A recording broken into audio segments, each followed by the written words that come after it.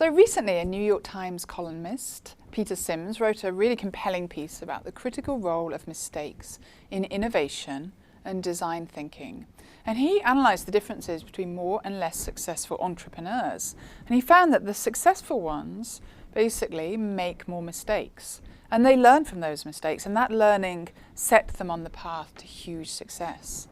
But another New York Times columnist and best-selling author of the book Better by Mistake, Alina Tugend, has written, correctly in my view, that we are raising a generation of children who are terrified of blundering, of failing, of even sitting with the discomfort of not knowing something for a few minutes. I was really stunned last year in a teacher workshop I was running when Carol Dweck had given up some time to join us, and she said many things that were very helpful, and we'll hear from her in this lesson, but one of them was, every time students make a mistake in maths, they grow a new synapse.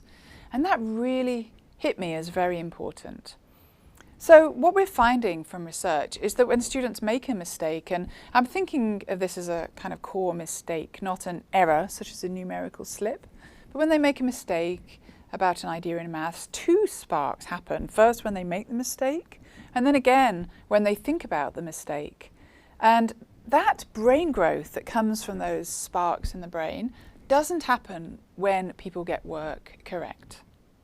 So this was stunning to me, and the reason is it turns out that making mistakes is the most useful thing to be doing, the very most useful thing in maths. But students often feel really bad, crushed even, if they make a mistake in maths. They think it means that they're not a maths person.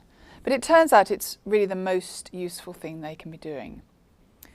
Jason Moser and his colleagues published an article in Psychological Science, which I'm putting in the references, and they reported the evidence of significant brain changes when students make a mistake.